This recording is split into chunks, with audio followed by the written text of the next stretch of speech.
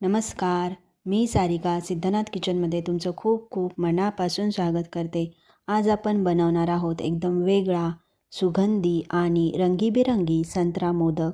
संत्रा मोदक बनवण्यासाठी पॅनमध्ये 1 चमचा तूप घ्यायचं, 1 वाटी एवढं ओलं खोबरं घ्यायचं व सतत हलवत 2 ते 3 मिनटं मंद आचेवर ओलं खोबरं परतून घ्यायचं आहे. ओलं खोबरं परतून झाल्यानंतर ते एका ताटामध्ये काढून घ्यायचं आहे. एका ताटामध्ये काढून घेतल्यानंतर यामध्ये आपण 1 कप एवढा ताजा संत्र्याचा ज्यूस घालायचा आहे. एक उकळी आल्यानंतर यामध्ये अर्धा कप एवढी साखर घालायची आहे. साखर पूर्णपणे वितळवून घ्यायची आहे. वितळवून घेतल्यानंतर त्यामध्ये आपण पाव चमचा एवढा खाण्याचा केशरी रंग घालायचा आहे व परत एकदा हे जे मिश्रण आहे ते व्यवस्थित मिक्स करून घ्यायचं आहे. मिक्स करून झाल्यानंतर यामध्ये 1 वाटी एवढं भाजलेलं ओलं खोबरं घालायचं आहे व 2 ते 3 मिनटं परतून घ्यायचं आहे. हा मोदक ना फक्त दिसायला सुंदर आहे तर चवीलासुद्धा खूपच मस्त लागतो. गणपती बाप्पासाठी, सणासाठी किंवा काहीतरी नवीन ट्राय करायचं असेल तर ही रेसिपी एकदम परफेक्ट आहे.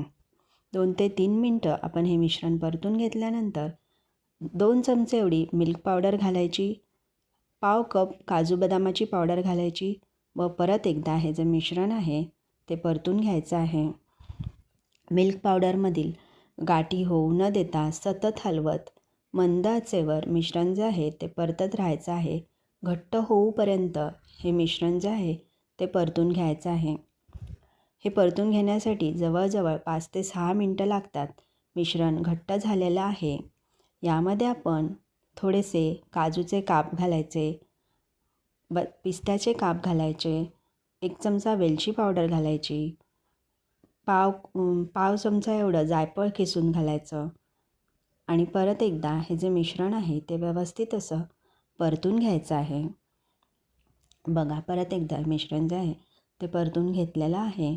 आता गॅस बंद करायचा व हे जे मिश्रण आहे ते थंड होण्यासाठी साईडला ठेवून द्यायचं आहे. आता मिश्रण थंड झालेलं आहे.